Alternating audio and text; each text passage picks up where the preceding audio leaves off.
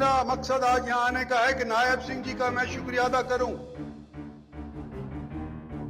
मुख्यमंत्री बनने के उपरांत दूसरी बार सबसे पहला हलका जो उन्होंने चुना है वो आपका कोसली हलका चुना है। और ये हलका जिसके अंदर 5, 6, 7 बरस से मुख्यमंत्री के पैर नहीं रखे गए थे, आज ये दूसरी बार या तीसरी बार सरकार बनने के बाद इन्होंने अपने पैर यहां पर रखे हैं और अनेक कामों के आज के दिन उद्घाटन या शिलान्यास किए हैं। इनका स्वागत भी करता हूं और इनका मैं शुक्रिया अदा भी करता हूं। साथ साथ इस हल्के का महत्व मैं बताना चाहता हूं। हमारे सारे एमएलए यहां बैठे हुए हैं, आज उनको बोलने का मौका नहीं दिया, मैं माफी मांगता हूं क्योंकि इनको जल्दी जाना है और अंधेरा हो सकता था। इनकी बात भी सुनना चाहते हैं हम, लेकिन आज के दिन इस हल्के का महत्व सबके सामने सभी तौर के ऊपर मैं बताना चाहता हूं कि यह हल्का ऐसा है, हरियाणा के कोसली नाम के ऊपर आज से चंडीगढ़ से लेकर के पंचकुला से लेकर के और नांगल चौधरी तक सब जानते हैं कि सबसे अधिक सैनिक अगर हरियाणा के अंदर एक कस्बे में या फी कैपिटा कहीं पे है तो कोसली के अंदर। इसलिए कोसली के नाम से आज यहां पर अनिल ने जो आयोजन किया है, इस कोसली के अंदर तो अनिल का भी शुक्रिया अदा करता हूं। और क्योंकि पहली बार अनिल एमएलए बना है तो उसने सारे आप लोगों के काम एक टाइम के ऊपर ही सीएम साहब के सामने रख दिए। मैं अनिल से ये कहना चाहता हूं कि आपने इस सरकार को 5 साल के लिए चुना है। अगर सारे के सारे आज ही काम करवा लोगे तो बाकी आने वाले 5 साल के अंदर क्या करवाओगे? कुछ अगली बार मुख्यमंत्री आएंगे उसके लिए भी कुछ बाकी छोड़। कोसली हल्का परिसीमन से पहले नहाड़ हल्का बोला करते थे इसको। जाटूसाना को, नहाड़ को, 2 को मिलाकर के आज कोसली हल्का बना है। और मेरी निगाह के अंदर कोसली हल्का महत्व किस बात का रखता है कि इसके एक क्षेत्र कोसली से अलावा जाटूसाना क्षेत्र से मैं 4 बार एमएलए बन चुका हूं। इसलिए मेरी निगाह के अंदर ये हल्का मायने रखता है।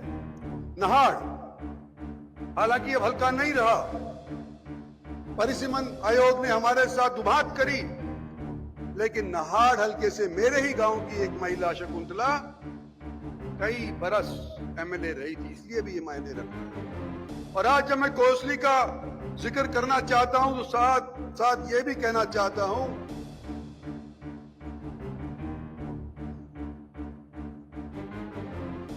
कि आने वाले समय के अंदर हम ये उम्मीद लगाए बैठे हैं कि जो पिछले दिनों के अंदर हमारे साथ नहीं हुआ,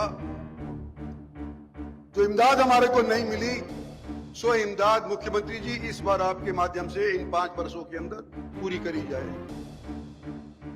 आप याद करो, कोई भी यहां पर बैठा हुआ है, कोई स्टेज के ऊपर बैठा हुआ है, पत्रकारगण यहां पर बैठे हुए हैं, सभी को मालूम है कि विधानसभा का चुनाव होने से पहले जगह जगह यह हवा थी कि इस बार कांग्रेस पार्टी की सरकार हरियाणा के अंदर विराजमान होगी।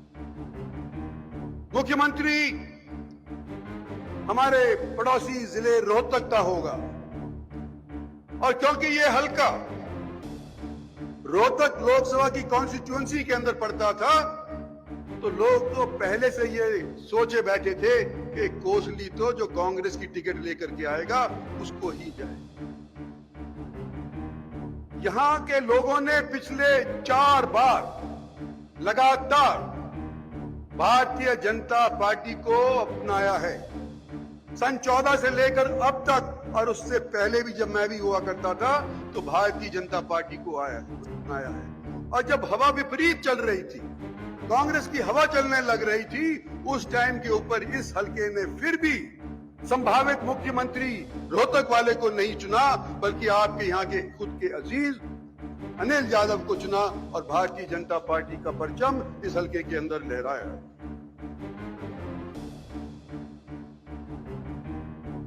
साथियों, जब मैं ये कहता हूं तो मुझे ये उम्मीद होती है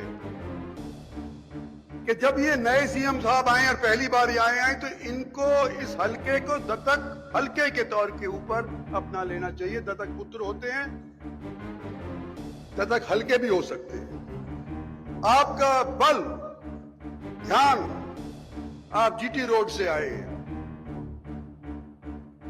जमुना के किनारे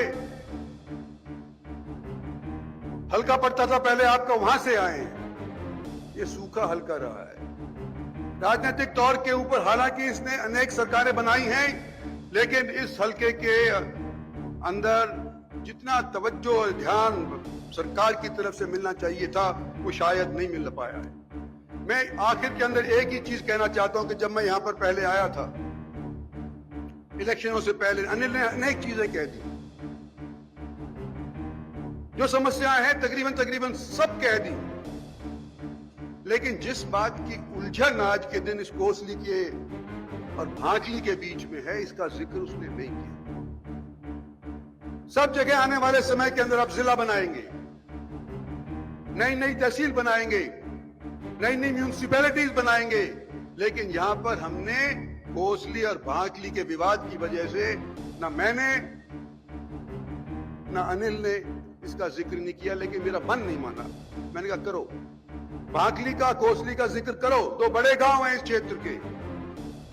और मैंने आने से पहले,